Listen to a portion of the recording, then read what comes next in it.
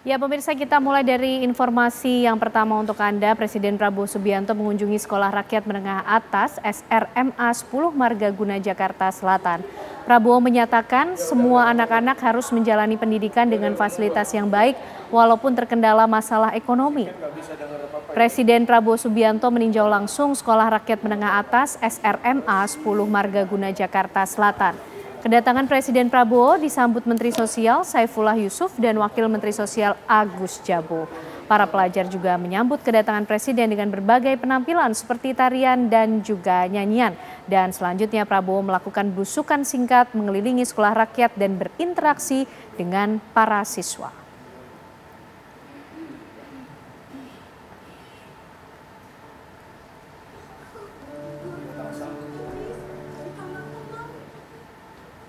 Jajaran Kementerian Luar Negeri Republik Indonesia Kamis pagi tadi menggelar upacara penghormatan terakhir kepada Zetro Leonardo Purba, staf KBRI yang meninggal dunia setelah ditembak orang tak dikenal di kota Lima, Peru.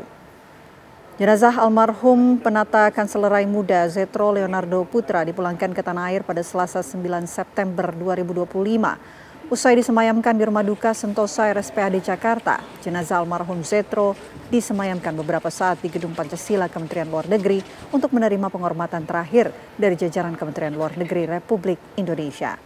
Hadir keluarga besar almarhum Zetro dan jajaran Kementerian Luar Negeri termasuk Menteri Luar Negeri Sugiono. Setelah menerima penghormatan terakhir di Kementerian Luar Negeri, jenazah almarhum Zetro dibawa ke TPU Sari Mulya dengan menggunakan mobil jenazah milik Kementerian Luar Negeri. Sejumlah keluarga, kerabat, dan rekan kerja Kementerian Luar Negeri turut mengiringi almarhum Zetro ke peristirahatannya yang terakhir. Suasana duka mendalam mewarnai proses pemakaman almarhum Zetro. Tangisan keluarga pecah saat peti jenazah dimasukkan ke liang lahat.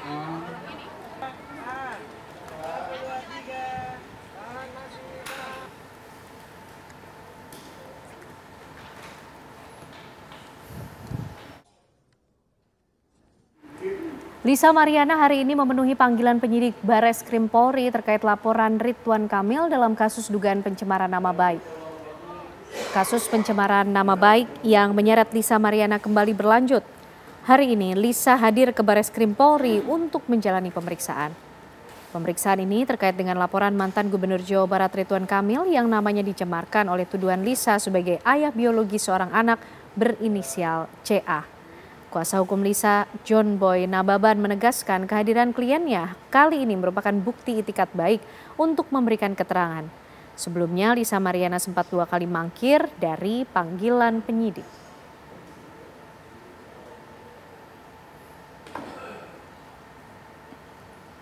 Keberadaan tanggul beton di perairan Cilincing, Jakarta Utara mengakibatkan aktivitas nelayan terganggu. Gambar udara yang memperlihatkan tanggul beton diperkirakan memiliki panjang 2 km. Sebelumnya lokasi tersebut merupakan lalu lintas perahu tradisional nelayan untuk mencari ikan dan rajungan. Kini para nelayan resah karena aktivitas mereka terganggu. Nelayan yang akan mencari ikan terhalang dan harus menempuh waktu lebih lama memutar untuk menempuh ke tengah laut. Ikan serta rajungan yang biasanya mudah didapati di pesisir laut kini sulit didapati karena ada tanggul beton tersebut.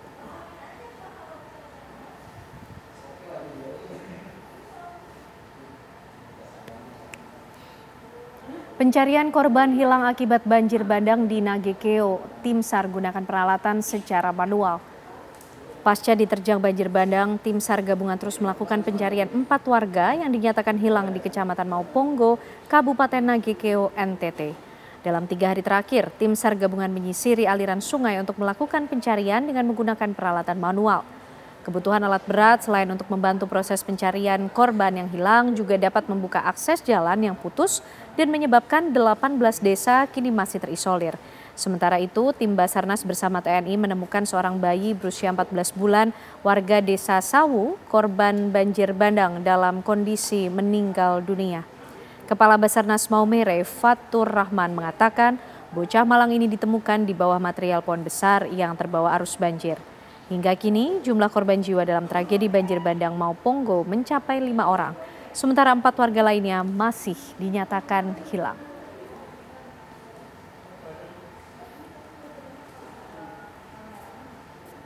Hari kedua pencarian korban musibah banjir bandang, tim SAR gabungan kembali menemukan 4 jenazah di Waduk Muara Tukat, Badung, Kamis pagi.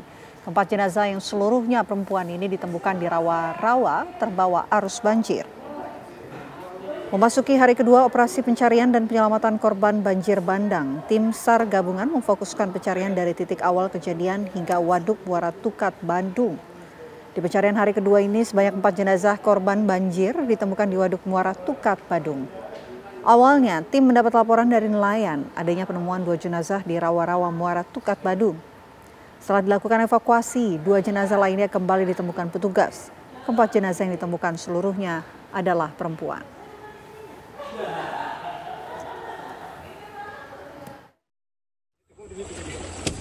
Dibawa ke cek aja Pak. Iya. Ada.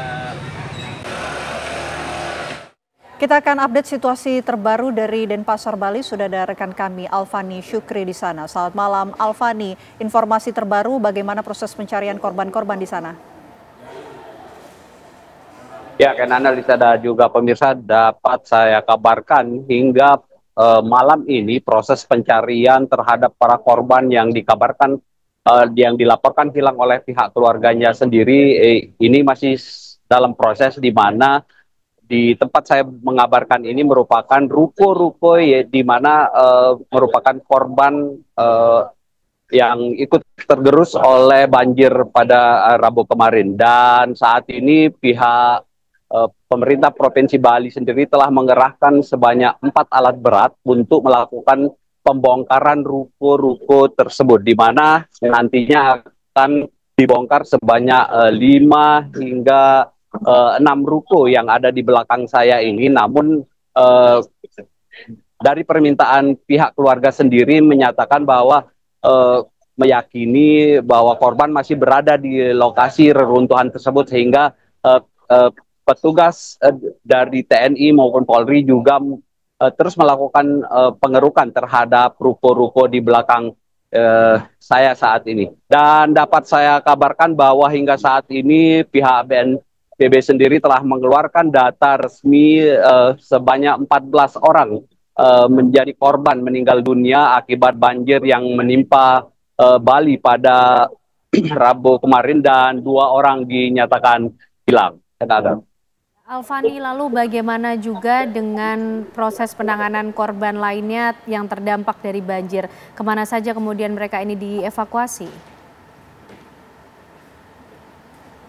Ya, hingga saat ini bagi warga masyarakat yang terdampak banjir sendiri, yang rumahnya terendam banjir, di Denpasar sendiri telah membentuk 5 posko pengungsian yang jumlahnya sebanyak hampir 200 orang yang mengungsi, yang tersebar di antara Denpasar Selatan, Denpasar Barat, hingga Denpasar Timur. Dan untuk kebutuhan para pengungsi sendiri sebenarnya telah dipenuhi oleh pihak pemerintah, di mana pemerintah telah membagikan tempat tidur, selimut, makanan, dan adapun juga makanan berupa makanan untuk anak-anak juga telah diberikan oleh masyarakat yang menyumbang ke posko-posko pengungsian tersebut.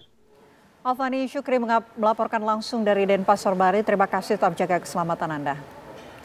Ya pemirsa, apa kabar Indonesia malam harus jeda terlebih dahulu. Kami akan hadirkan informasi untuk Anda. Menteri Keuangan Purbaya Yudi Sadewa akan menarik 200 triliun rupiah kas negara yang tersimpan di Bank Indonesia. Kami hadirkan untuk Anda sesaat lagi.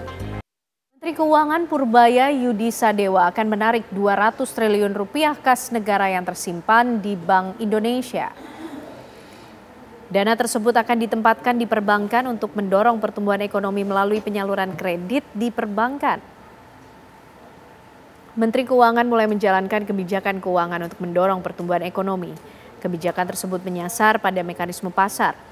Hal tersebut disampaikan Menteri Keuangan saat rapat kerja dengan Komisi 11 DPR RI. Menteri Keuangan optimis stimulus dana segar itu akan memacu perbankan nasional untuk mendorong aktivitas ekonomi melalui mekanisme perkreditan. Menteri Keuangan meminta agar perbankan tidak menggunakan dana kas pemerintah itu untuk membeli surat utang negara. Menteri Keuangan juga meminta Bank Indonesia agar tidak menyerap dana tersebut sehingga uang itu benar-benar bisa menggerakkan sistem ekonomi pasar.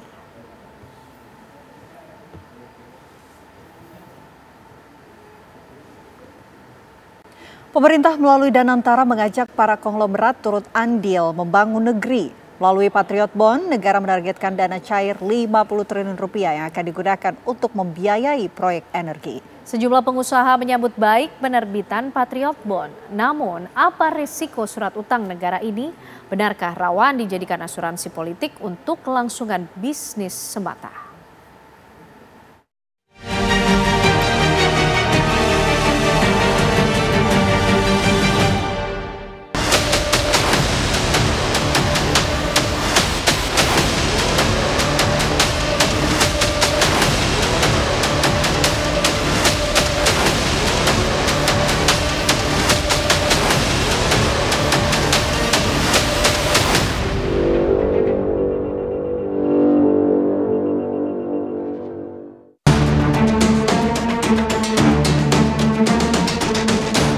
Para orang kaya di tanah air tengah diajak turut terlibat dalam berbagai program pembangunan, mendorong kemandirian dan kemakmuran negeri.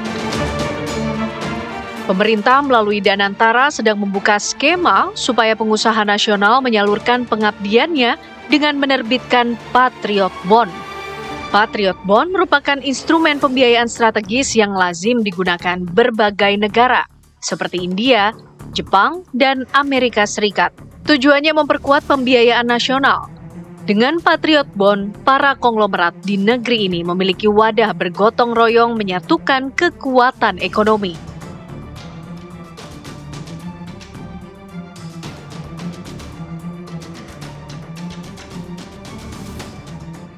Ini seperti ketika negara memanggil lah, seperti panggilan kepada para pengusaha-pengusaha yang ingin berkontribusi lebih, menunjukkan sikap patriotnya untuk membantu mengakselerasi ekonomi Indonesia. Dan ini adalah langkah maju, salah satu instrumen yang cerdas yang digunakan oleh pemerintah untuk memastikan kita punya sumber-sumber pembiayaan dari banyak instrumen untuk mendorong pertumbuhan ekonomi. Gagasan Danantara menerbitkan Patriot Bond dinilai menjadi terobosan di tengah kritik tajam Presiden Prabowo Subianto terhadap perilaku pengusaha nakal yang mangkir dari kewajiban. Ada pengusaha-pengusaha yang sudah besar, kita kasih HGU. Berarti bumi air kita kasih kredit dari bank pemerintah, sudah dikasih masih melanggar. Kendati statusnya sukarela, tapi dengan Patriot Bond pemerintah bisa melihat sosok konglomerat yang percaya dan peduli arah kemajuan bangsa. Kendati perlu ada kejelasan status Patriot Bond agar pasar tak menilai penerbitannya hanya menjadi asuransi politik. Apakah Patriot Bond ini karena tidak melewati proses layaknya penerbitan surat utang lainnya, ini bisa dijadikan sebagai asuransi politik agar bisnis dari para konglomerat itu tidak diganggu oleh pemerintah sehingga dia membeli Patriot Bond. Nah, hal-hal seperti ini yang membuat distorsi di pasar keuangan terjadi. Jangan dimaknai secara politik misalnya seolah-olah sebagai tekanan dari pemerintah kepada pengusaha-pengusaha besar. Tidak, kan penawaran Patriot Bond itu ditawarkan secara terbatas kepada mereka yang mau menunjukkan sikap patriotiknya, terutama di bidang ekonomi, untuk sama-sama membangun Indonesia, dan tidak ada tekanan sama sekali. Ada 2 seri obligasi atau surat utang yang diterbitkan Danantara, yakni tenor 5 tahun dan 7 tahun. Kedua seri Patriot Bond akan menawarkan kupon atau imbal hasil 2%. Diharapkan dari 2 jenis surat utang itu, dana segar yang diraup mencapai 50 triliun rupiah. Dari dana yang terhimpun ini akan dipakai untuk membiayai proyek pengolahan sampah dan program strategis lainnya. Target perolehan 50 triliun rupiah ini pun dinilai mudah diperoleh di pasar. Namun menjadi catatan, apakah secara jangka panjang ada seri kedua dengan skema yang sama? Kalau untuk mencapai 50 triliun, menurut saya kalau dilihat dari persebaran kapital yang ada di Indonesia sebenarnya itu gampang untuk dicapai. Menurut saya cukup mudah untuk dicapai oleh pemerintah. Tapi catatan penting adalah melihat jangka panjangnya. Dalam artinya apakah akan ada model yang sama yang akan dikeluarkan oleh pemerintah ke depannya. Jika misalnya muncul model yang sama, apakah ada perbedaan signifikansi dengan menu nih Patriot Bond yang sudah dijual sebelumnya? Danantara memang ditugaskan Presiden untuk menggenjot investasi agar target pertumbuhan ekonomi tercapai. Tugas utama kita itu mendorong investasi, karena itu juga tercatat di target 2045 Indonesia Emas. Tanpa investasi, ya seperti kita lihat negara-negara lain yang sudah bisa tumbuh di atas 7-8%, Cina misalnya, itu tanpa investasi sulit ekonominya bisa lebih dari apa yang sudah mereka achieve. Presiden Prabowo Subianto secara khusus memuji penerbitan Patriot Bond yang diluncurkan Danantara. Apalagi sejumlah pengusaha kakap disebut-sebut terlibat.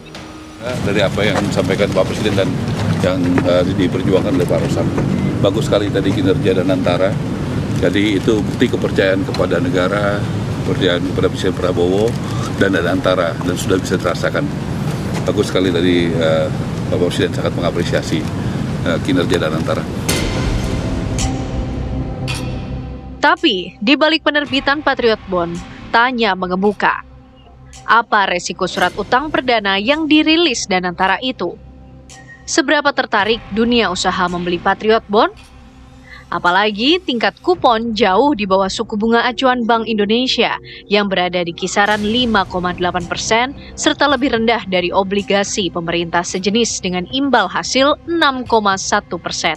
Kita juga harus melihat bahwa apakah animo atau benar-benar peminat dari pengusaha, karena kan ini kan bunganya cuma 2% ya. Dalam artian terlalu rendah. Kalau berpikir pengusaha pengen membeli bond tersebut berdasarkan pada patriotisme, mungkin bisa saja berhasil kalau ada dalam tekanan politik. Tapi kita kalau berbicara tentang perspektif pasar secara rasional mungkin akan agak susah untuk secara sustainability-nya ke depan. Patriot Bond yang minat itu kabarnya ada Prajogo sama Jarum ya Pak? Benar nggak sih Pak? Karena semua itu berpartisipasi kok. Tapi mereka berdua berminat, apakah terkonfirmasi Pak? Iya berminat. Tentunya Danantara telah mempertimbangkan segala resiko dari penerbitan Patriot Bond. Sebab semangat investasi tak hanya bicara tentang merah putih, namun ada prinsip kepastian dan saling menguntungkan. Jangan sampai ada prasangka Patriot Bond hanya menjadi asuransi politik.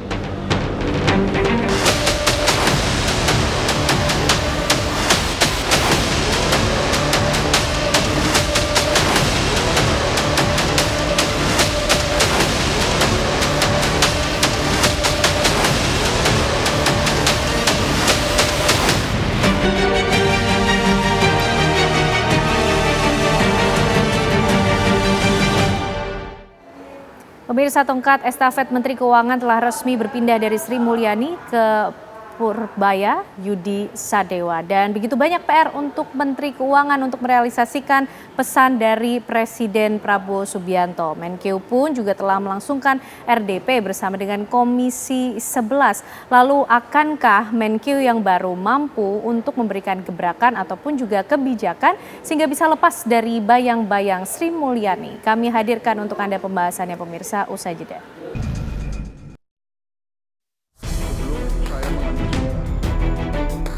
Tongkat estafet Menteri Keuangan resmi berpindah dari Sri Mulyani ke Purbaya Yudi Sadewa usai Presiden Prabowo melakukan reshuffle pada Senin 8 September. Purbaya yang sebelumnya menjabat Ketua Dewan Komisioner Lembaga Penjamin Simpanan memiliki PR yang cukup banyak untuk merealisasikan pesan Presiden untuk membalikan arah ekonomi, menciptakan pertumbuhan ekonomi dengan cepat, dan meningkatkan penerimaan negara. Dalam rapat perdana dengan Komisi 11 DPR pada Rabu kemarin, sejumlah hal mengemuka, termasuk langkah strategis Purbaya untuk merealisasikan perubahan kebijakan ekonomi yang dianggap selama beberapa tahun terakhir tidak memberikan perubahan signifikan bagi masyarakat dan pemerintah. Purbaya menyampaikan rencananya untuk merevisi postur APBN dan juga menggelontorkan uang sebanyak 200 triliun rupiah ke Bank Himbara sebagai bentuk deposito pemerintah yang dapat digunakan bank sebagai sarana menggenjot ekonomi masyarakat. Akankah kedepannya masyarakat menerima Purbaya sebagai pejabat negara yang lebih belak-belakan dalam menyampaikan strategi kebijakannya? Mampukah Purbaya membuat gebrakan dan keluar dari bayang-bayang Sri Mulyani yang dikenal publik sebagai Menteri Keuangan terlama dan bekerja untuk 3 presiden berbeda?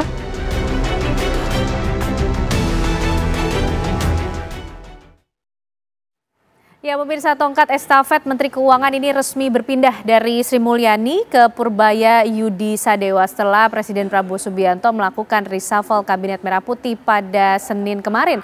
Namun sejumlah PR besar tentunya menunggu bagi Menteri Keuangan yang baru untuk merealisasikan pesan dari Presiden, membalikan arah ekonomi, kemudian mempercepat pertumbuhan ekonomi dan juga meningkatkan penerimaan negara. Menkyu yang baru pun juga sudah menggelar atau melakukan RDP dengan Komisi 11 DPR RI. Sejumlah hal juga menjadi perhatian pemirsa. Tapi kemudian yang menjadi pertanyaan besar, apakah gaya blak-blakan dari Menkeu yang baru ini juga bisa diterima oleh publik? Dan apa pula gebrakan atau kebijakan kemudian yang akan dilaksanakan sehingga bisa lepas dari bayang-bayang Menkeu sebelumnya? Kami akan hadirkan perbincangannya untuk Anda malam hari ini bersama dengan sejumlah narasumber yang sudah bergabung melalui sambungan Zoom maupun juga hadir di studio pada malam hari ini. Ada Pak Wijayanto Samirin, pengamat ekonomi politik dari Universitas Paramadina. Selamat malam Pak Wijayanto. Malam, sehat ya Pak? Alhamdulillah sehat. Terima kasih sudah hadir malam hari ini. Dan juga bergabung bersama kita melalui sambungan Zoom ada Bang Joshua Pardede, ekonom Kadin. Selamat malam Bang Joshua. Selamat malam Kenana. Oke, malam baik. Pak Wija. Malam. Dan juga kita nanti akan bergabung dan berbincang juga bersama dengan Bapak M. Hekal, Wakil Ketua Komisi 11 dari fraksi Gerindra. Tapi kita ingin tahu dulu nih respon publik atau mungkin Kadin melihatnya seperti apa Bang Joshua dari hari-hari pertama Menkeu yang baru sudah kemudian melakukan RDP dengan Komisi 11, sejumlah kebijakan juga sudah kita dengar bersama-sama. Seperti apa Bang? Iya, jadi kalau kita lihat di awal pekan ini dan juga mungkin 2 hari pertama di pekan ini, market cenderung masih wait and see ya, masih melihat bagaimana profil ataupun sosok dari Menteri Keuangan Purbaya dan juga bagaimana kebijakan yang akan diterapkan ya di dalam Kementerian Keuangan sendiri. Namun kalau kita melihat dalam 2 hari terakhir ini, di hari Rabu dan juga hari ini, kecenderungannya market cukup positif ya, merespon beberapa kebijakan yang juga baru disampaikan. Kebetulan juga kebijakan terkait dengan terkait dengan sinergitas antara pemerintah dengan Bank Indonesia dan juga terkait dengan penempatan likuiditas pemerintah yang sebelumnya ditempatkan di Bank Indonesia nantinya akan ditempatkan di bank-bank BUMN.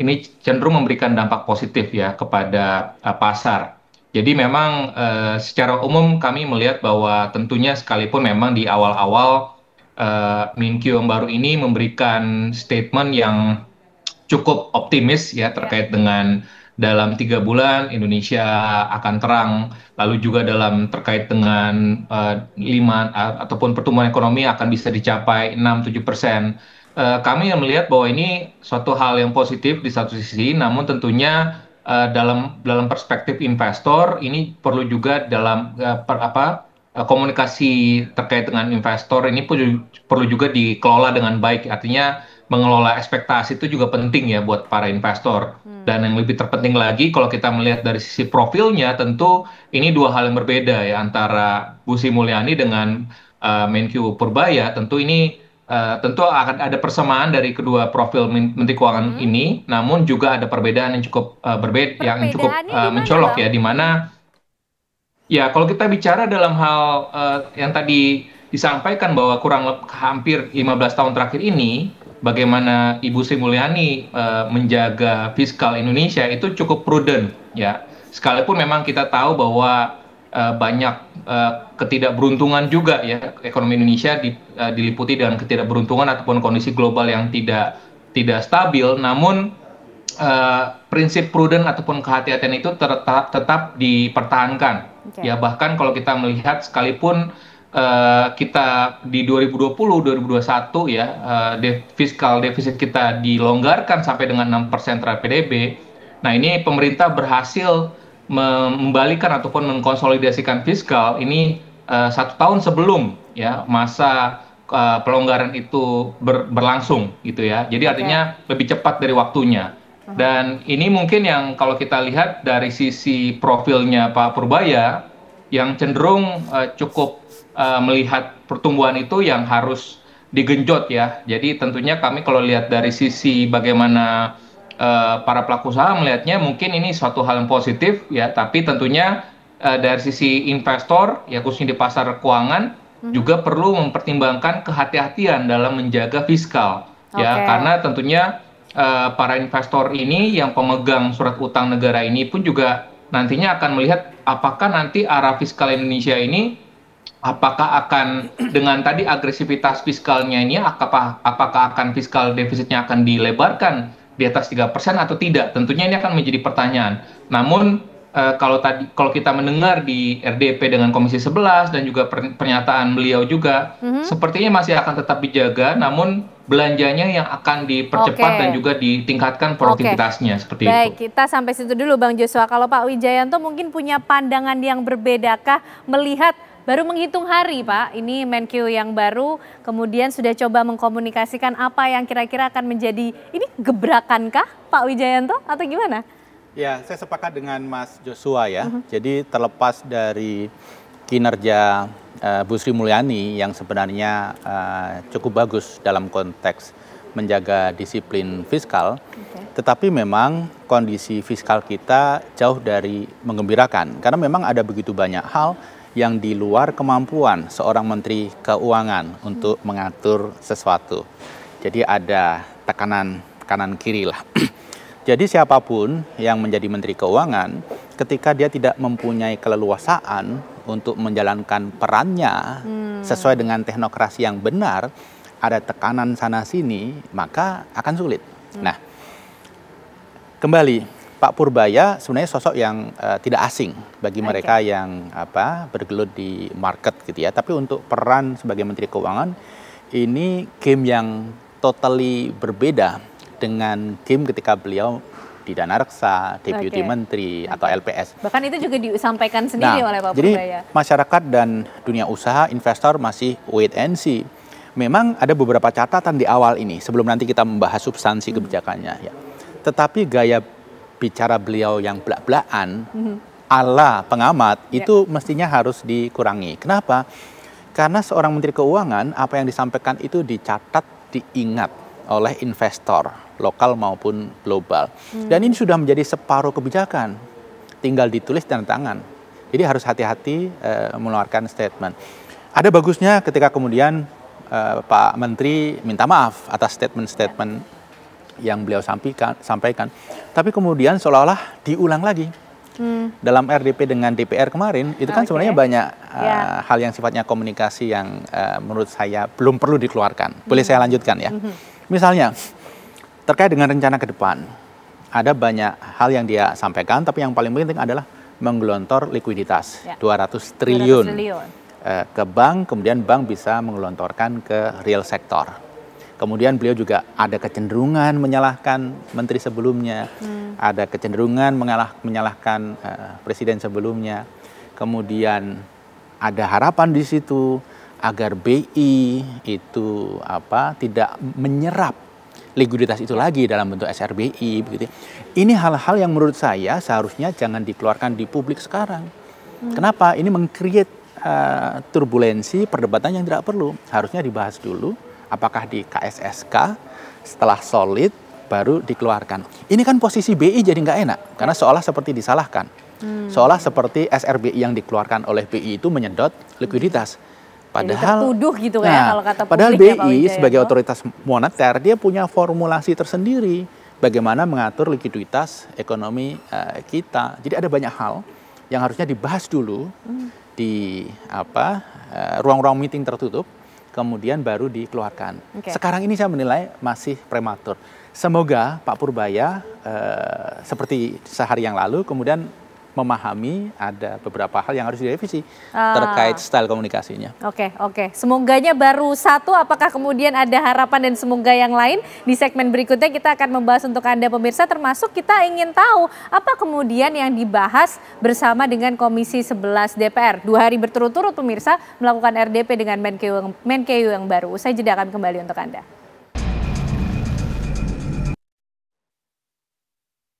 Saya akan taruh uang ke sistem perekonomian berapa? Saya sekarang punya 425 triliun di BI cash, besok saya taruh 200 triliun.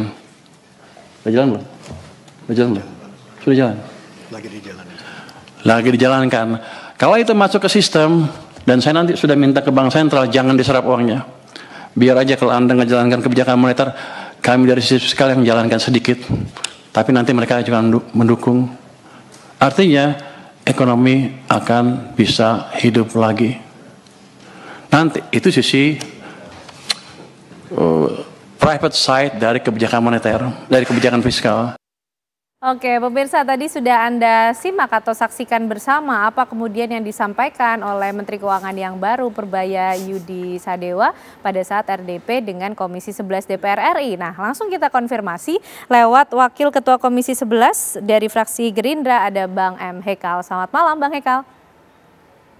Selamat malam. Oke, Bang, ini baru 2 hari dilantik, kemudian langsung digelar RDP dengan Komisi 11, Bang. Begitu urgenkah kemudian untuk membahas ekonomi Indonesia sehingga harus bergerak cepat? Jadi kalau membahas ekonomi selalu urgent, tapi sebetulnya bukan digelar khusus karena ada Menteri Keuangan baru. Karena kita memang sedang dalam siklus pembahasan RAPBN 2026. Jadi pembahasan ini kan sudah malah dimulai dari periode masa sidang kemarin kita membahas KEM PPKF. Nah, dilanjut dengan masa sidang ini kita sudah menerima nota keuangan buat tahun 2026. Memang sebetulnya Pak Menteri yang baru ini masuk di saat pembahasan sudah agak jauh, kan pembahasan ini sebetulnya dilakukan oleh Banggar, Badan Anggaran, dan untuk masing-masing komisi sekarang udah pada tahapan membahas anggaran kementerian dan lembaga. Jadi sebetulnya yang terjadwal di kita ini, Pak Menteri ini adalah membahas anggaran Kementerian Keuangannya sendiri. Jadi sebenarnya kita membahas RKAKL. Jadi untuk Kementerian Keuangan. Memang karena ini kebetulan kita ada Menteri Keuangan baru yang baru dilantik, jadi kita kasih kesempatan untuk beliau sedikit memperkenalkan dan akhirnya beliau menggunakan forum itu untuk membahas kira-kira arah kebijakan beliau lah sesuai dengan arahan Presiden. Kan? Sebetulnya kemarin itu rapat pengantar aja, pengantar untuk pembahasan RK lembaga, lalu kita lanjut dengan pembahasan detail dengan masing-masing eselon 1 daripada Kementerian Keuangan. Dan itu maraton sampai dengan tadi pagi, dan baru saja kita menyelesaikan adalah rapat hasil daripada pembahasan masing-masing eselon 1, kita rangkum dan penetapan untuk usulan daripada anggaran Kementerian Keuangan secara keseluruhan. Jadi sebetulnya memang bukan membahas makro lagi, sebetulnya khusus Kementerian Keuangan. Tapi ya karena ada Pak Menteri baru, jadi memang beliau sedikit menggambarkan. Dan kita juga ingin sedikit perkenalan juga biar market tahu ini kan rapat perdananya Menteri Keuangan supaya kira-kira ini beliau akan jadi Menteri Keuangan yang seperti apa dalam menerjemahkan arahan Presiden, mewujudkan cita-cita Presiden untuk mencapai pertumbuhan 8%, untuk mencapai menyelesaikan solusi masalah bangsa. Oke, Bang, ini RDP-nya sampai 2 hari ya dilaksanakan. Sudah ketemu belum jawaban dari Menteri Keuangan? Ingin menjadi Menteri Keuangan yang seperti apa dalam mentranslate atau kemudian merealisasikan pesan Presiden yang disampaikan Pak Menteri ke DPR? Jadi itu gini, kemarin kan sebenarnya beliau sudah mengasih gambaran sedikit tentang siapa seorang Purbaya gitu kan, dan menceritakan sejarah tentang dirinya sendiri. Dan sebenarnya kalau menurut saya beliau kan malah hari sebelumnya kan agak sedikit menggegerkan dengan memberi harapan atau angin segar bahwa akan ada pertumbuhan di 6-7%.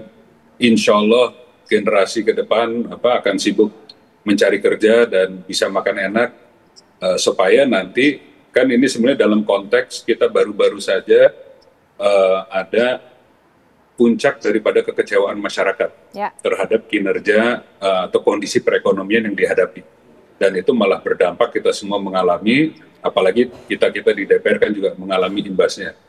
Nah, kita ini kan tentu harus mencarikan solusi, dan itu menjadi salah satu pertanyaan, termasuk pertanyaan saya sendiri gitu kan.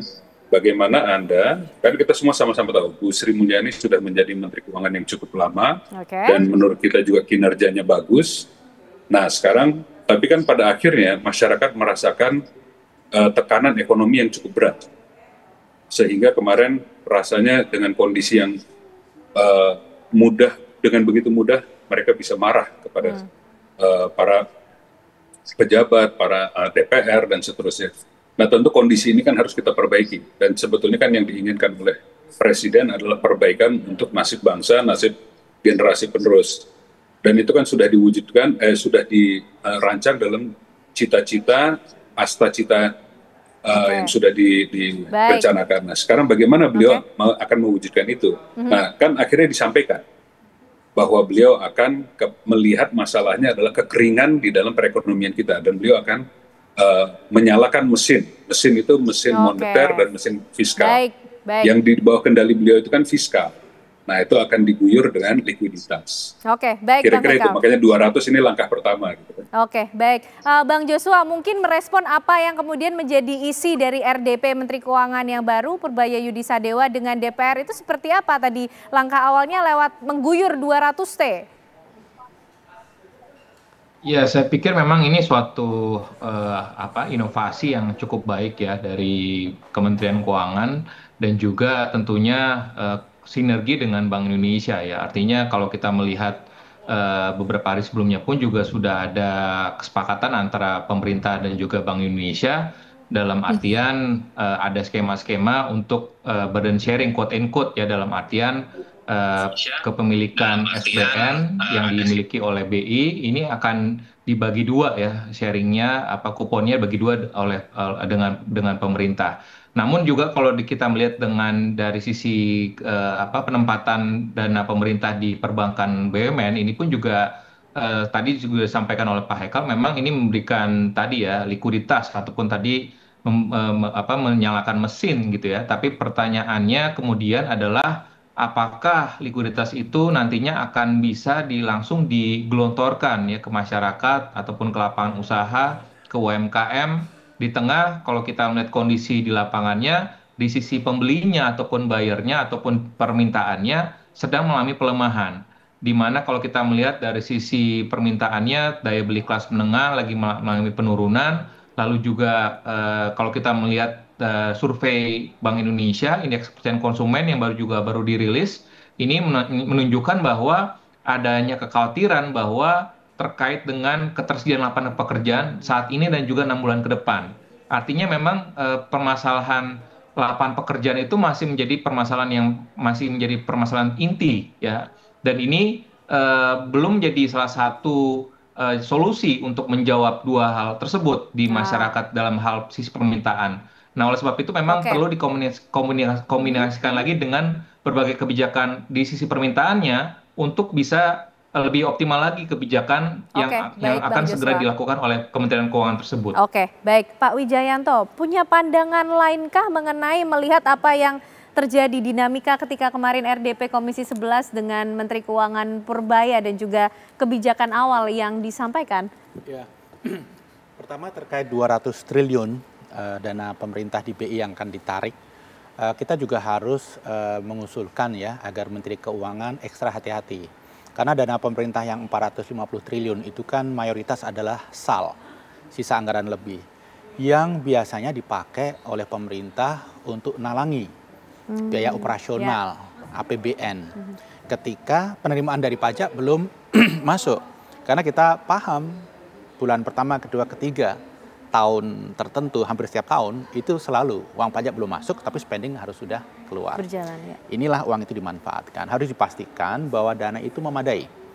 Karena kita harus mengantisipasi juga potensi shortfall penerimaan pajak yang luar biasa besar tahun ini maupun tahun depan. Jadi ini harus dikalkulasi. Kemudian terkait 200 triliun yang digelontorkan, sebenarnya kalau kita lihat, ini kan kita tidak punya masalah likuiditas perbankan. Karena kredit itu tidak tumbuh.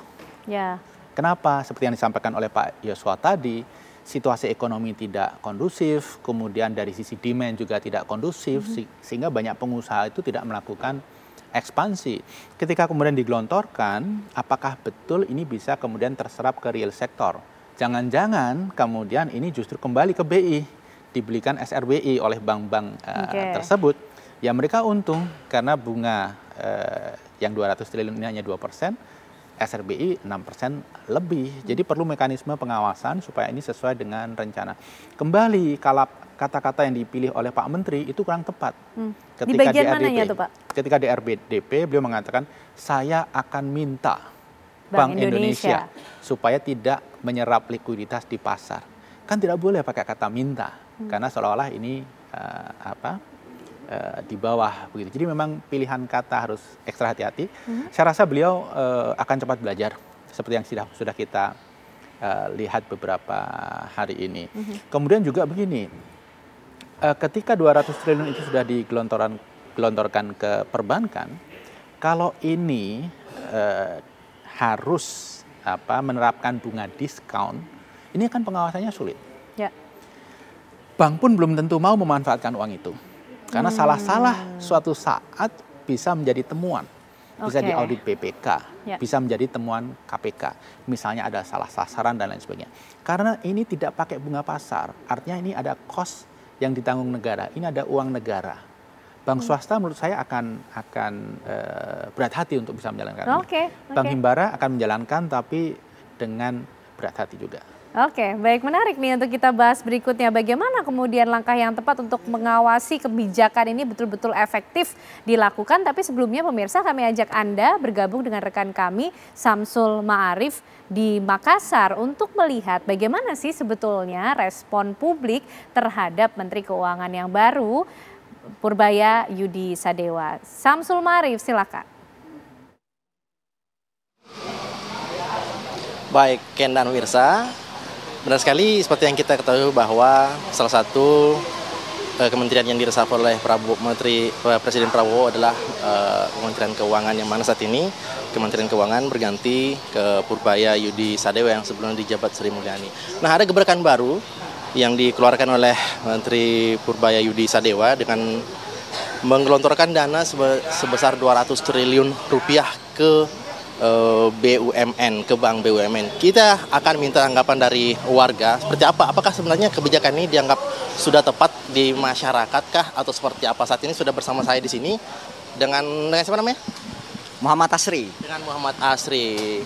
Kakak Asri, ini kan kita ada Menteri Keuangan baru, terus kemudian kebijakan terbarunya adalah menggelontorkan dana 200 triliun.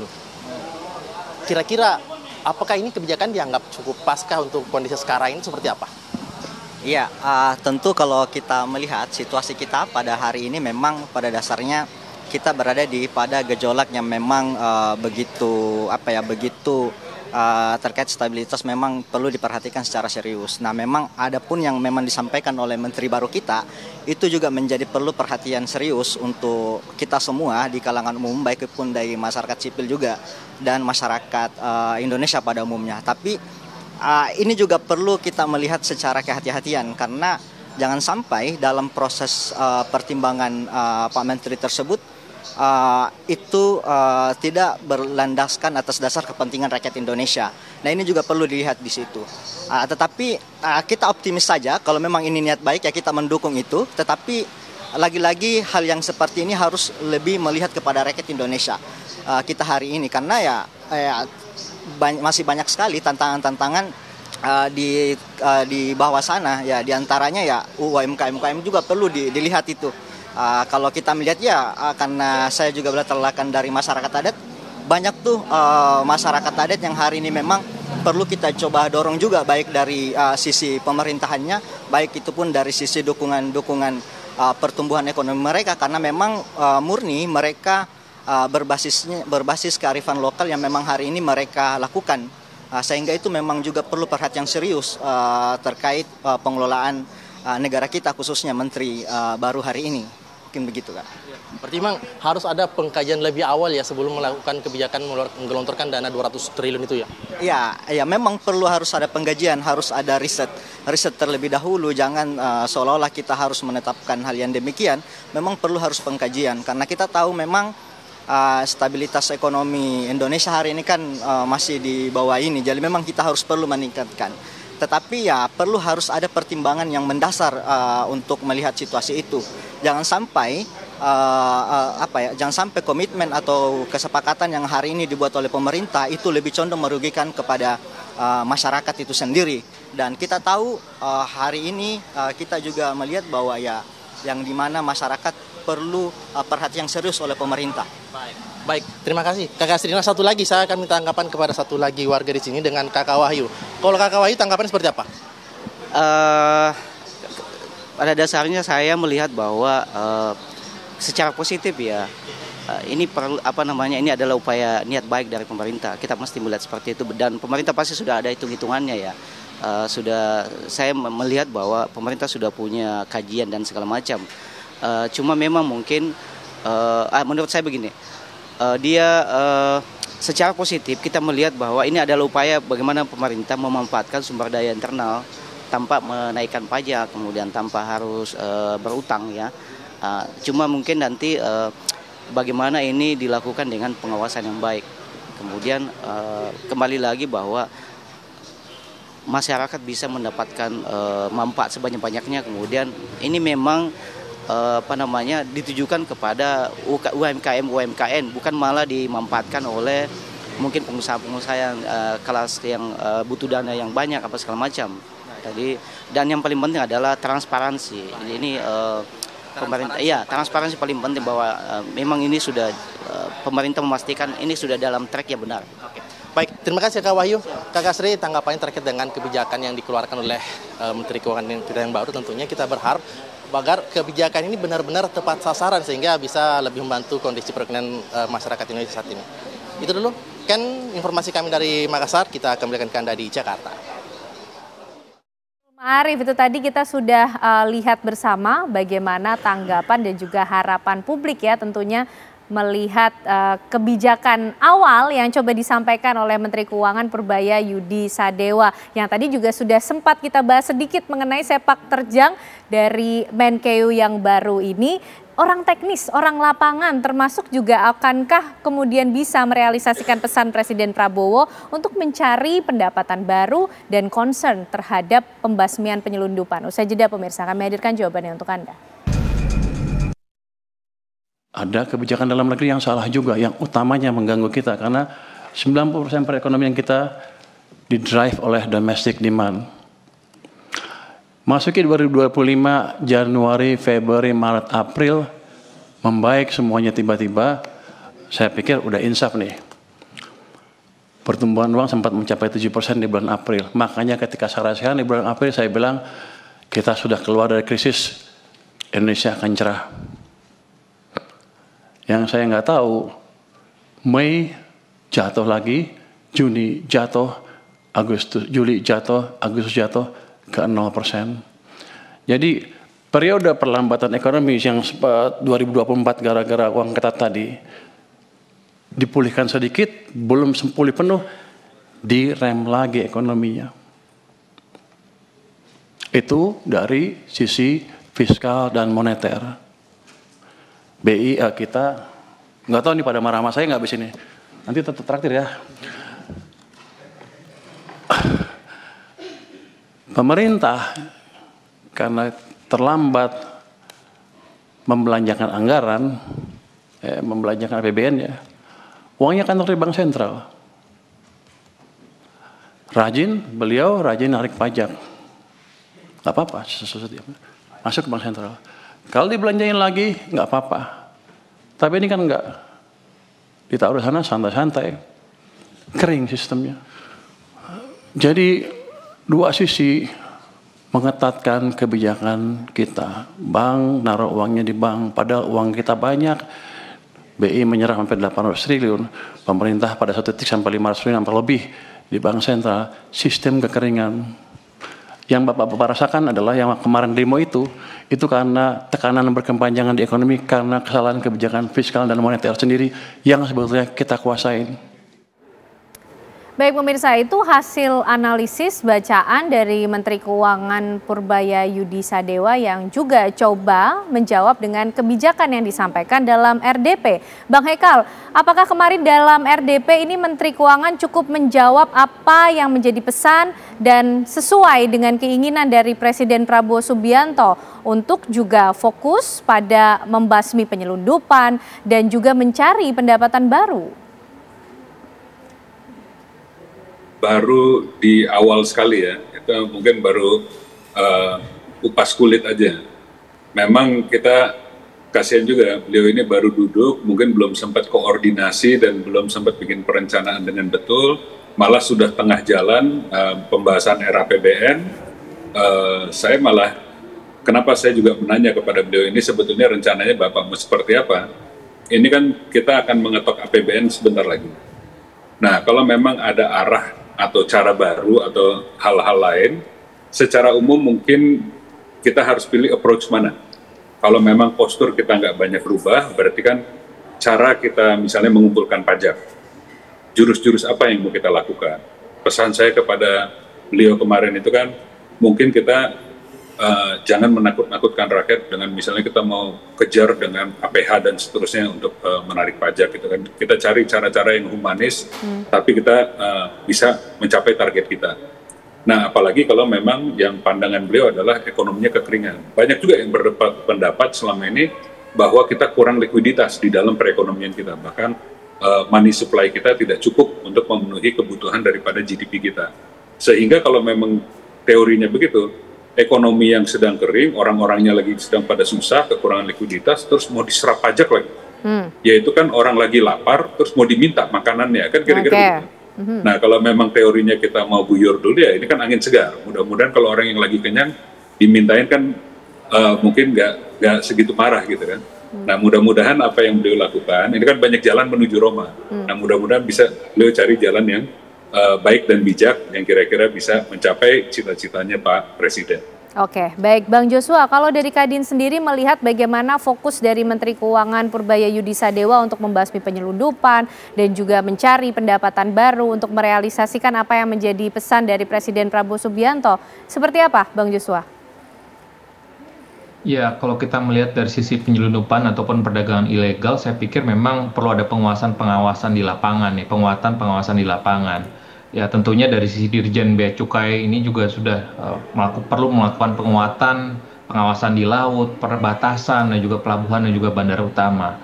Yang kedua adalah terkait dengan ekstensifikasi dan juga penegakan cukai. Ya, ini juga bagaimana upaya untuk mengurangi potensi penyelundupan juga sekaligus meningkatkan penerimaan negara, ya, melakukan ekstensifikasi cukai, memperkuat juga intensifikasi cukai hasil tembakau, dan juga tentunya penerapan penegakan hukum yang lebih tegas.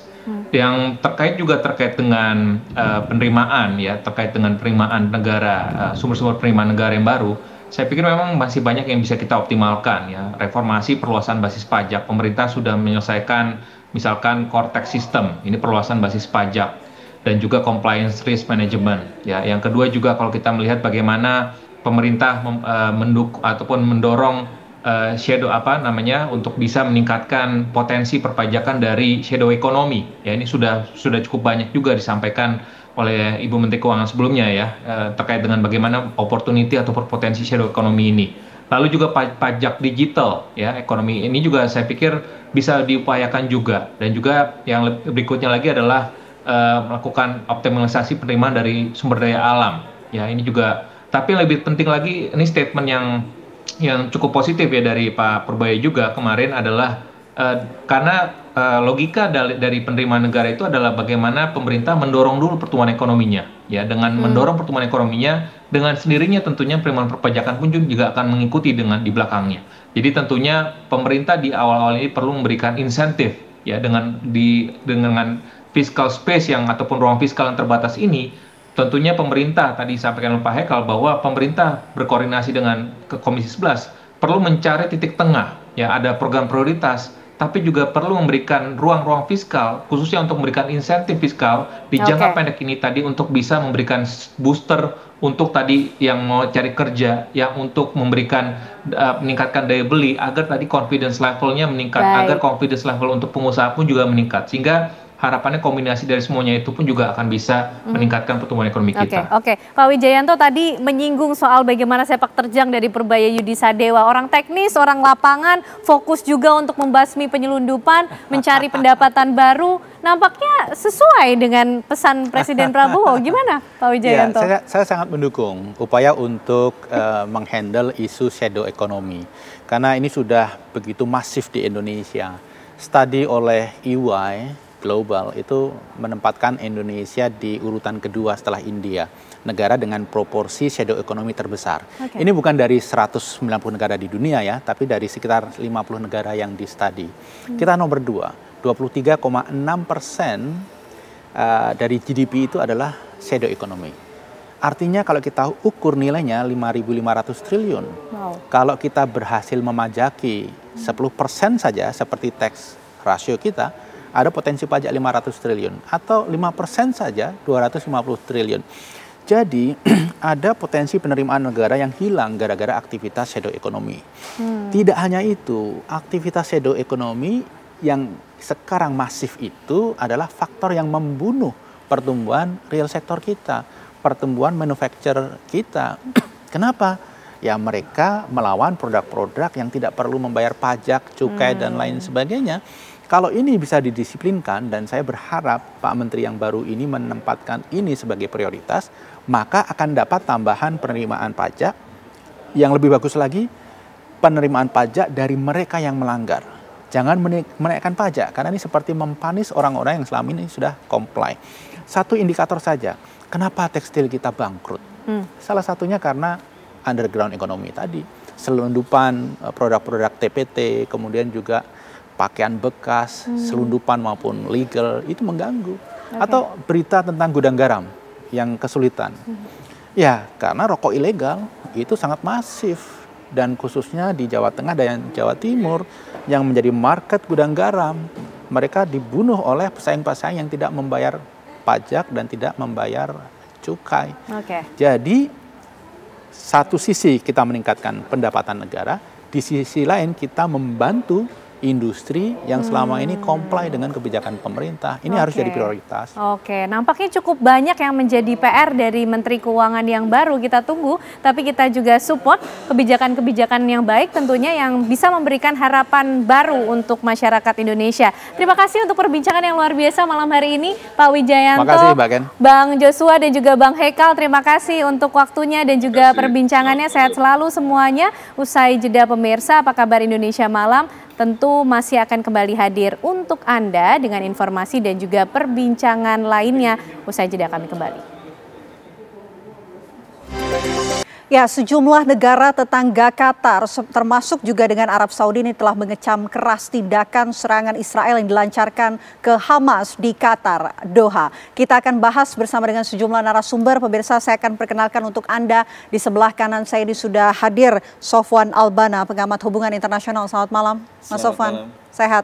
Alhamdulillah sehat. Di sebelah Mas Sofwan ini juga sudah hadir Faisal Assegaf, pengamat Timur Tengah. Selamat malam, Mas Faisal. Sehat? Alhamdulillah sehat. Oke, saya ingin mengawali terlebih dahulu bersama dengan Mas Sofwan. Mas Sofwan, ini kalau kita lihat serangan Israel yang dilancarkan ditujukan untuk Hamas, tapi dilakukan di ibu kota Qatar, di Doha begitu. Ini menimbulkan kecaman juga dari negara-negara tetangga dari Qatar, termasuk juga dengan Arab Saudi. Implikasi dari serangan Israel yang dilancarkan ke Qatar ini apa menurut Anda? Ya, pertama tentu saja ini adalah pelanggaran terhadap hukum internasional, di mana Israel kemudian melakukan serangan di wilayah negara berdaulat yang lain tanpa kemudian mendapatkan izin atau kemudian melalui proses-proses yang sah dalam hubungan internasional.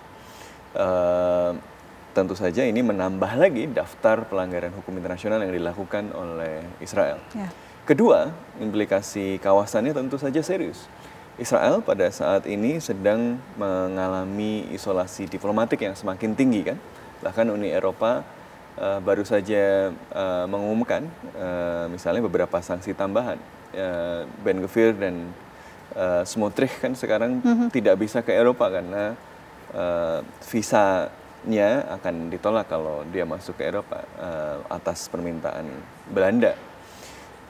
Dan berbagai tekanan diplomatik yang lain.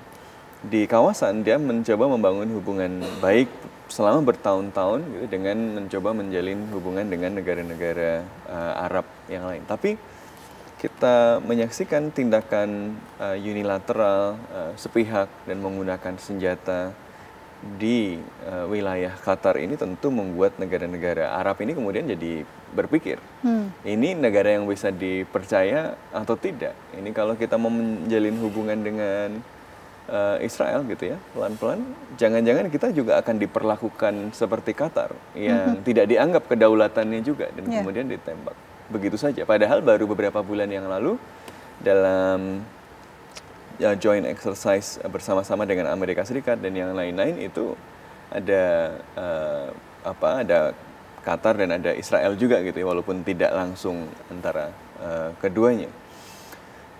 Tentu saja ini kemudian memberikan efek ke kawasan ya, memunculkan disinsentif untuk melanjutkan proses kalau ada yang sedang mencoba membangun hubungan diplomatik dengan Israel, karena kemudian melihat bahwa ternyata Israel tidak bisa dipercaya untuk menghormati hukum internasional. Kemudian dampak yang ketiga saya kira adalah dampaknya pada security guarantee dari Amerika Serikat.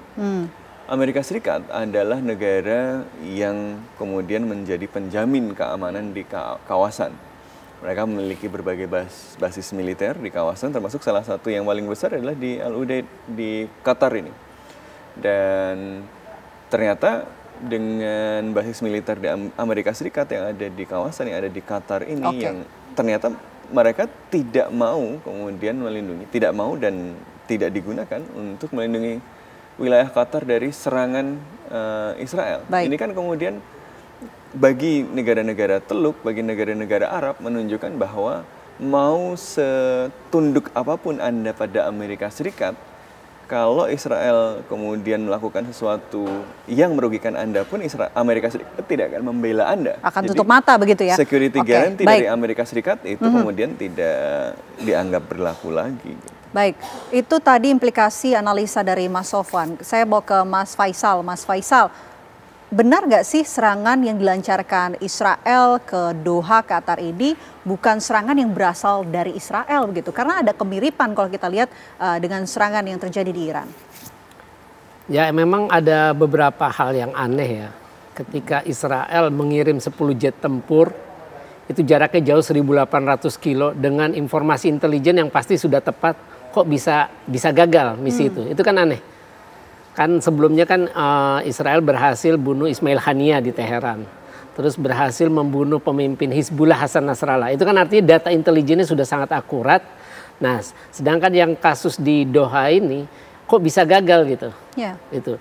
Nah, kalau saya sih melihat sebenarnya para pemimpin Hamas yang sedang negosiasi ada di bangunan itu. Cuma kenapa akhirnya kok bisa salah sasaran yang ditembak? Karena kan ini nggak merusak semua bangunan kan. Mereka menyasar bangunan tertentu. Makanya militer Israel dengan Shin Bet dalam pernyataan mereka memakai amunisi presisi. Jadi untuk mencegah terjadinya kerusakan besar dan menimbulkan dampak terhadap warga sipil. Nah, ini anehnya kenapa bisa kok gagal dalam pelaksanaannya. Nah, yang kedua, kenapa ketika terjadi serangan itu sendiri tidak ada sistem pertahanan udara yang diaktifkan. Baik dari Amerika yang di Al-Udeid maupun dari Qatar. Seperti kata Pak Sofwan tadi, ya boleh jadi ya Qatar memang dikhianati oleh Amerika. Artinya walaupun statusnya sama-sama sekutu, buat Amerika ya Israel lebih utama ketimbang Qatar. Itu bisa jadi pengkhianatan. Terus juga kalau saya melihat ya ini bisa menimbulkan ketidakpercayaan Qatar terhadap Amerika. Itu satu. Karena kan Qatar ini kan bertugas melindungi Hamas setelah Hamas terusir dari Damaskus 2012 ya, otomatis kalau dalam tradisi suku Arab Badui itu kan menghormati tamu, menjaga keamanan tamu itu sangat sangat penting, sangat utama lah ya, termasuk dalam tradisi Islam itu sendiri kan, itu sangat utama. Nah, ini serangan ini artinya Qatar merasa dipermalukan. Nah, yang menjadi pertanyaan nanti ke depannya, apakah Qatar masih mau menjadi mediator setelah dia dihianati baik oleh Amerika maupun Israel. Ketika berbicara tentang negosiasi gencatan senjata di Gaza, Qatar kan mediator utama. Tapi ternyata Qatar diserang, padahal mereka salah satu mediator utama dalam negosiasi ini, perundingan gencatan senjata termasuk pertukaran sandera. Nah, sebaliknya di sisi Hamas juga akan bisa muncul keraguan, apa kita bakal selamanya selamat di Qatar nih? Karena ini kan serangan kedua yang dilakukan oleh Israel di negara Arab Teluk yang tidak bermusuhan dengan Israel. Sebelumnya kan 2010 itu kan kepala logistik dan pembelian senjatanya Hamas, Mahmoud Al-Mabhouh juga dihabisi Mossad di Dubai Januari 2010. Nah, ini yang kedua sebenarnya. Nah, Hamas bisa bisa muncul keraguan. Ini makanya yang harus dilihat nantinya, apakah Hamas masih ingin tetap bertahan di Doha, biro politiknya, atau mereka akan milih pindah. Kalau milih pindah kan kemungkinan besar ya yang masih bisa diandalkan ya Turki, karena selama ini kan orang-orang Hamas, pimpinan Hamas juga berada di Turki. Nah, yang menarik begini, bagaimana bisa kantor biro politik itu bisa ketahuan? Artinya kan ada informan di sini. Nah, itu yang terakhir itu kabarnya ketika tim negosiasi Israel dipimpin Direktur Mossad David Barnea bolak-balik ke Qatar, kan negosiasi di Qatar tuh. Itu ada informasi mereka sudah mengetahui di mana saja pimpinan Hamas itu mereka biasa melakukan pertemuan. Salah satunya adalah di Hotel Ritz-Carlton. Hotel Ritz-Carlton di Doha itu sendiri. Itu hotel mewah lah. Nah, disitulah salah satu tempat pertemuannya. Artinya apa yang terjadi kemarin, Selasa kemarin, bisa jadi Israel juga sudah mengetahui di mana tempat tinggal para pimpinan Hamas itu sendiri. Selain tempat kantor biro politiknya, tempat mereka bertemu, terus bisa jadi mereka sudah tahu di mana. Nah, tinggal cari momentum. Nah, kalau misalkan Trump bilang menjanjikan tidak akan terulang, saya sih tidak percaya ya. Karena Menteri Israel juga, Menteri Pertahanan Israel kan sudah bilang kita akan menyasar dimanapun pimpinan Hamas yang di luar negeri. Artinya kepala perwakilan Hamas di Iran, Khalid Kadumi bisa jadi sasaran. Terus kemudian yang di Libanon, Usama Hamdan dengan Ali Baraka juga bisa jadi sasaran. Belum lagi yang di Turki atau yang di lainnya, itu bisa jadi sasaran. Kalau kita lihat juga ini Israel tidak hanya kemudian melancarkan serangannya ke Qatar saja, tapi baru-baru ini kita juga sudah menyaksikan berita bahwa Israel juga melancarkan ke beberapa negara, Yaman, kemudian Lebanon, begitu. Apa sih sebetulnya yang diinginkan oleh Israel dengan melancarkan serangan sekaligus ke beberapa negara, Mas Sofwan? Kalau menurut saya justru apa yang dilakukan oleh Israel ini justru menunjukkan bahwa sebenarnya Netanyahu ini tidak memiliki bayangan yang konkret tentang bagaimana dia bisa exit dari kekisruhan di Gaza, dari genosida yang dia lakukan di Gaza dan kemudian sekarang meluas ke tepi barat dengan jelas, dengan terang. Sehingga yang dia lakukan adalah upaya untuk kemudian membuatnya menjadi berlanjut dan menjadi lebih panjang. Dan kalau bisa bahkan kemudian bisa meluas gitu ya. Kenapa kemudian Israel melakukan tindakan-tindakan yang agresif, yang jelas kemudian malah akan memicu kemarahan dari orang-orang yang tadinya nggak terlalu banyak bermasalah gitu ya, bahkan Eropa, Amerika kan jadi kemudian ini seperti meludahi jaminan keamanan Amerika Serikat untuk negara-negara teluk. Menurut saya justru karena di dalam kalkulasi Netanyahu sebenarnya kalau ini kemudian berlanjut tanpa exit strategi yang jelas, kemudian dia dipaksa untuk berdamai, ini akan merugikan untuk dia sebagai seorang politisi mengakhiri karir politiknya. Dan kemudian kalau dia tidak lanjutkan dan ini tidak meluas, malah justru mungkin akan menjadi titik balik yang penting untuk Palestina. Penting untuk diingat bahwa hari ini Israel semakin mengalami isolasi diplomatik. Bahkan kemarin Hollywood yang biasanya diasosiasikan sebagai pro-Zionisme saja kan, banyak artis dan aktornya sekarang baru saja mengumumkan boykot untuk Israel. Gitu. Di Eropa, Spanyol baru saja mengumumkan sanksi dan membatalkan kontrak dengan Israel. Jadi yang saya lihat justru adalah Netanyahu melihat bahwa mumpung saat ini dia masih punya kartu, yaitu dukungan Amerika Serikat yang tanpa syarat di Donald Trump itu, yang kartu itu mungkin akan segera hilang. Bayangkan kalau misalnya tekanan domestik di Amerika Serikat yang anti-Zionis itu semakin kuat, di Eropa juga semakin kuat sampai kemudian tidak bisa tertahan. Dan dalam jangka panjang ini trennya kan demikian. Jadi di dalam kalkulasi Israel saya bayangkan ya, sekarang itu dia punya semua kartu. Dia punya senjata militer yang lebih kuat, dia punya diplomatic cover dari Amerika Serikat. Sekarang Amerika Serikat masih mengizinkan Israel melakukan apa saja. Yang itu mungkin tidak akan didapatkannya lagi dalam misalnya 3-4 tahun ke depan kalau misalnya Trump turun. Kalau misalnya kemudian publik Amerika Serikat yang sekarang sudah overwhelmingly itu didominasi oleh opini yang lebih pro-Palestina. Ini lihat di New York saja yang adalah salah satu kota terbesar di paling banyak orang Yahudinya. Itu yang mau maju, yang kemungkinan besar menang dengan poll lead sangat tinggi itu Zohran Mamdani yang terang-terangan menunjukkan pembelaannya pada Palestina. Gitu. Jadi Netanyahu saya kira melihat bahwa dia sekarang punya kartu, dalam beberapa waktu ke depan kartu itu mungkin sudah nggak punya lagi. Tidak berfungsi lagi. Jadi dia harus gunakan semua yang bisa dia gunakan hari ini dan kalau bisa dapat sebanyak-banyaknya, dia bunuh sebanyak-banyaknya, dia usir orang dari Gaza sebanyak-banyaknya, dia usir orang dari tepi barat sebanyak-banyaknya, dia harus lakukan itu segera. Karena waktunya terbatas. Jadi ini bukan tanda kekuatan, ini sebenarnya tanda kepanikan dan kekhawatiran. Tanda kepanikan dari Netanyahu. Mas Faisal, kalau Anda melihatnya seperti apa? Apa alasan dari Israel melakukan serangan simultan ke negara-negara, ke beberapa negara? Ya itu sebenarnya kan ambisi, seperti tadi bilang Pak Sofwan, itu ambisi pribadi Netanyahu untuk memelihara karir politiknya. Kalau perang berhenti, ya otomatis Netanyahu akan bisa jatuh karena kan dia ada kasus hukum, kasus korupsi.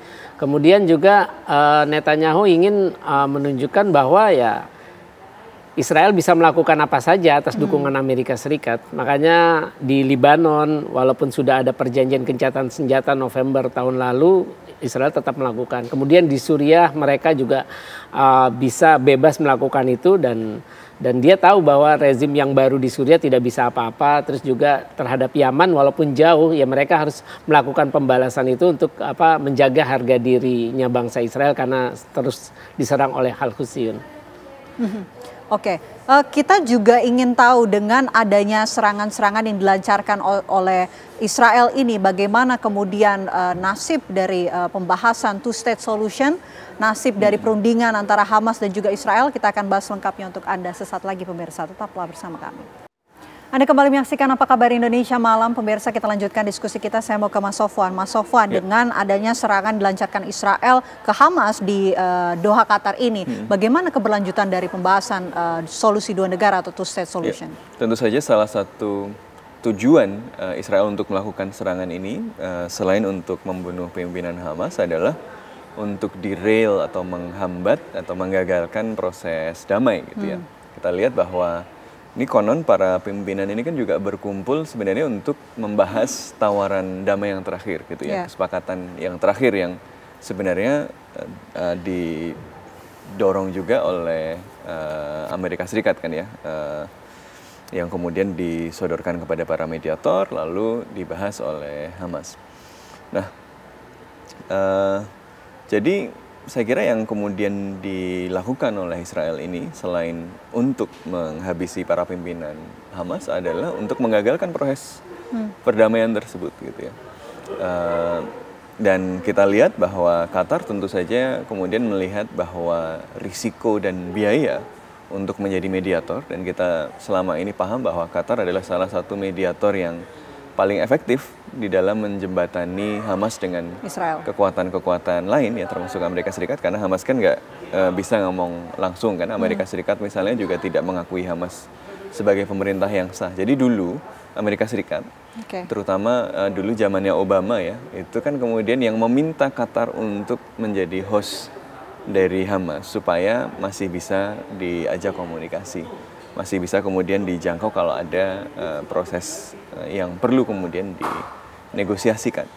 Nah, jadi dengan melakukan pemboman atau upaya pembunuhan di Qatar, Israel kemudian terutama Netanyahu tentu saja berharap bahwa proses perundingannya akan berakhir atau minimal kemudian mengeluarkan Qatar dari proses ini. Qatar ini adalah salah satu aktor yang mungkin agak unik karena dia aktivitas diplomatiknya agak fleksibel. Dia host basis militer Amerika Serikat yang terbesar, tapi dia juga host dari berbagai gerakan-gerakan yang dipandang sebagai ancaman misalnya bagi rezim-rezim di Teluk dan termasuk rezim yang pro Amerika Serikat. Dia juga dekat dengan Iran dan seterusnya gitu. Jadi dia selama ini jadi hub untuk ngomong banyak orang dan dia tidak bisa dikendalikan sepenuhnya oleh Israel atau oleh Amerika Serikat. Karena itu kemudian dia memainkan peran yang vital di dalam negosiasi antara Hamas dengan Israel dalam hal ini. Kalau Qatar keluar, maka yang tersisa sebagai mediator kan tinggal Mesir. Yang punya kecenderungan mungkin lebih dekat dengan Israel kan. Mereka sama-sama misalnya memiliki sentimen negatif terhadap gerakan seperti Hamas gitu. Berbeda dengan Qatar yang memberikan ruang yang lebih luas gitu.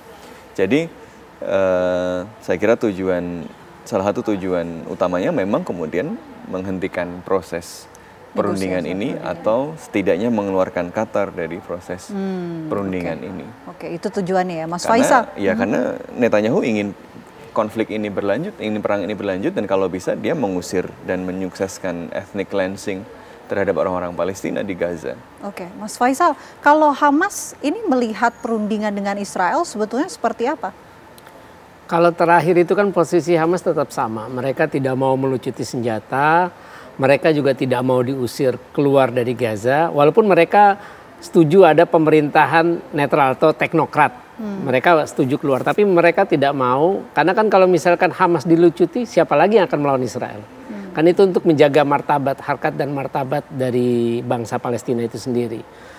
Nah, ini yang menjadi pertanyaan adalah sampai sekarang kan belum keluar pernyataan dari Hamas. Apakah mereka akan terus melanjutkan negosiasi setelah serangan kemarin atau tidak? Ini sampai sekarang belum. Kan yang baru keluar adalah bahwa pimpinan mereka selamat, walaupun belum ada fotonya ya. Yang ada kan foto 5 korban tewas itu sendiri, termasuk putranya Khalil Al-Hayya. Nah, ini kita yang harus menunggu bagaimana sikap Hamas itu sendiri. Saya udah menghubungi beberapa, Tahir Nunu, terus Musa Abu Marzuk, saya udah WA, telepon cuma belum diangkat. Terus beberapa kepala perwakilan juga saya sudah telepon tapi belum ada jawaban. Saya pengen tanya bagaimana sikap Hamas selanjutnya setelah serangan itu. Ini yang penting. Karena kan serangan ini kan menimbulkan, ya itu tadi, Hamas jadi merasa was-was berada di Qatar, walaupun istilahnya di situ Qatar adalah sekutunya Amerika, artinya dapat jaminan keamanan, ternyata mereka juga tidak aman di negara yang dapat jaminan keamanan dari Amerika Serikat itu sendiri. Jadi kuncinya adalah di Hamas ini sendiri sikapnya. Walaupun Perdana Menteri Qatar sudah menyatakan walaupun ada serangan ini kita tetap itikat baik untuk terus menjadi mediator, tapi kuncinya tetap di Hamas. Apakah Hamas akan melanjutkan? Nah, saya kira serangan itu sendiri adalah menunjukkan bahwa sebenarnya Netanyahu sudah frustasi dengan keteguhan Hamas untuk mempertahankan posisi tawarnya. Kan mereka tidak mau disuruh lucuti senjata, walaupun dalam deklarasi New York kan sudah disuruh menyerah dan melucuti senjata. Tapi kan Hamas tidak mau menerima itu. Oke, yang juga dinanti adalah bagaimana kemudian negara-negara ini memberikan respon ya, apalagi dengan adanya serangan Israel ke Qatar ini, apakah juga akan semakin membulatkan negara-negara lain untuk memberikan dukungan kepada Palestina? Saya kira iya, ini kembali kemudian memperkuat bukti bahwa Israel memang tidak memiliki penghormatan sedikit pun pada hukum internasional, dan ini menambah alasan menambah dorongan bagi negara-negara yang mengklaim bahwa dunia itu harus dikelola berdasarkan rules-based international order gitu ya, untuk kemudian melakukan tindakan yang lebih nyata kepada Israel. Jadi pertama dia akan memperkuat tekanan untuk isolasi diplomatik di level internasional, termasuk dari Amerika Serikat sendiri. Kan Donald Trump sendiri nge-tweet kan dia bahwa dia tidak terlalu senang dengan apa yang dilakukan oleh Israel ini gitu. Jadi sebenarnya ya tentu kita tidak tahu apakah Trump kemudian benar-benar akan melakukan janji dia untuk memaksa Israel tidak mengulangi ini. Tapi setidaknya ini kemudian memberikan masyarakat internasional bukti lain bahwa Israel memang tidak bisa dipegang ucapannya dan dia adalah entitas yang tidak menghormati hukum internasional. Nah, ini tentu saja menambah insentif, menambah dorongan, menambah tekanan bagi para pimpinan nasional berbagai negara untuk kemudian tidak membiarkan apa yang dilakukan oleh Israel, terutama genosida ini. Kemudian yang kedua, dia memperkuat dan meninggikan harga, meninggikan cost bagi negara-negara Arab atau negara-negara yang ada di sekeliling Timur Tengah tadi untuk melakukan normalisasi hubungan dengan Israel. Jadi sebenarnya ini malah membuat Israel semakin menjauh dari tujuannya, termasuk kemudian misalnya dia akan menyasar normalisasi dengan beberapa negara Arab utama, termasuk dengan negara berpenduduk Muslim yang besar seperti dengan Indonesia. Tapi dengan tindakan-tindakannya ini kan tentu justru akan membuat itu menjadi lebih sulit. Jadi saya kira ini juga terjadi tidak terpisah dari kejahatan yang terjadi di Gaza yang masih berlangsung. Ini hari ini saja 50-an orang lebih itu terbunuh sejak pagi tadi oleh Israel. Dan di tepi barat kita masih menyaksikan bahwa Israel juga sedang menggencarkan ethnic cleansing sekarang. Jadi nursery atau tempat penitipan anak kecil saja dibakar, ya, rumah-rumah dihancurkan. Sekarang tepi barat ini mulai diperlakukan seperti Gaza juga. Tapi sekali lagi ini menurut saya justru menunjukkan bahwa Israel, ya, para elit Israel ini melihat bahwa exit strategi di Gaza ini tidak terlalu jelas gitu, sehingga mereka kemudian memperluas konfliknya. Mereka mencoba sekalian mendapatkan kemenangan yang besar. Kenapa? Karena sampai sekarang di Gaza pun mereka tidak memiliki kontrol operasional penuh. Sampai kemarin masih ada serdadu IDF yang terbunuh. Ya, gitu, kita tangkap poinnya. Baik, saya mau ke Mas Faisal kalau begitu. Mas Faisal, sejauh sepengetahuan Anda, apakah sudah ada gerakan begitu dari proksi-proksi yang bersinggungan dengan Hamas seperti Hizbullah di Lebanon ataupun Houthi di Yaman untuk melakukan serangan balasan terhadap Israel? Saya kira Houthi sudah melakukan serangan balasan kemarin sehari setelah serangan di Qatar. Tapi kalau Hizbullah masih sibuk dengan politik domestik, karena kan mereka diancam untuk dilucuti, walaupun pemerintah juga ternyata nggak berani melaksanakan itu, perintah dari Amerika maupun Israel untuk melucuti senjata Hizbullah. Jadi proksi-proksi baru Al-Houthi yang melakukan memberikan perlawanan sebagai terus melanjutkan solidaritas terhadap Gaza maupun bangsa Arab. Kan itu Yahya Sar'i kan bilang bahwa mereka tidak akan membiarkan juga Israel menyerang negara-negara Arab ataupun Muslim lainnya. Jadi sebagai bentuk solidaritas, sehari setelah itu mereka langsung menyerang Israel. Seperti itu. Kita ingin tahu juga dengan adanya serangan Israel ke Qatar, bagaimana kemudian negara-negara di dunia ini harus merespon, karena ada kekhawatiran bahwa konflik ini bisa meluas ke kawasan Timur Tengah, Mas Faisal. Ini kan kemungkinan rencananya akan ada KTT Arab Islam lagi, gabungan KTT Liga Arab dengan OKI mungkin di Qatar atau di mana saya belum tahu. Nah, saya kira inilah waktu yang tepat untuk negara-negara Arab dan Muslim satu suara memberikan sanksi politik, ekonomi maupun militer. Politik itu negara yang sudah punya hubungan diplomatik ya harus mutusin hubungan diplomatik. Ya ekonomi ya apapun kerjasamanya bentuknya, perdagangan, terus masalah pertahanan itu harus segera menghentikan. Ya militer ya mereka harus melakukan embargo senjata. Ekonomi ya melakukan embargo minyak karena kita tahu Azerbaijan kan masih mengirim minyak lewat Turki. Jadi inilah saatnya untuk memberikan sanksi bukan sekedar kecaman, tapi benar langkah konkret yaitu yang dalam bentuk sanksi terhadap Israel.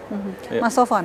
Saya setuju dengan yang disampaikan oleh Bang Faisal ya, bahwa karena Israel sudah terbukti tidak bisa dipegang ucapannya dalam penghormatan terhadap hukum internasional, ya satu-satunya cara untuk menghentikan kejahatannya bukan melalui kecaman-kecaman lagi, dia harus melalui sanksi yang jelas gitu ya. Dan kita melihat trennya sebenarnya sedang ke situ, dan bahkan yang mengkhawatirkan justru negara-negara Islam dan Arab ini justru lebih pengecut daripada negara-negara seperti di Eropa, seperti Spanyol ini sudah jelas mengatakan ya membatalkan kontrak. Dia membatalkan kontrak jutaan ada langkah konkret yang dilakukan gitu ya, nggak sekedar kecaman-kecaman saja. Betul, jadi baik. harus lebih singkat saja konkret, Mas. Ya. Tidak ada cara lain. Memang harga bagi Israel untuk bisa meludahi hukum internasional itu harus dibuat mahal. Tanpa itu dia akan terus meludahi hukum internasional. Baik, kita nantikan langkah konkret sanksi yang mungkin bisa diberikan negara-negara lain untuk kemudian menghukum ya, kalau bahasanya menghukum Israel. Baik, terima kasih Mas Sofwan, terima kasih juga Mas Faisal sudah hadir di Apa Kabar Indonesia Malam. Terima kasih. Dan pemirsa, diskusi tadi sekaligus menutup perjumpaan kita di Apa Kabar Indonesia Malam. Saya Vena Kintan. Dan saya Kenana, pemirsa pamit undur diri, namun sesaat lagi program Dua Sisi akan hadir menemani Anda bersama dengan Arif Fadil dan juga Aditya Nugroho. Akhir kata kami dari Apa Kabar Indonesia Malam pamit, terima kasih, selamat malam, sampai jumpa.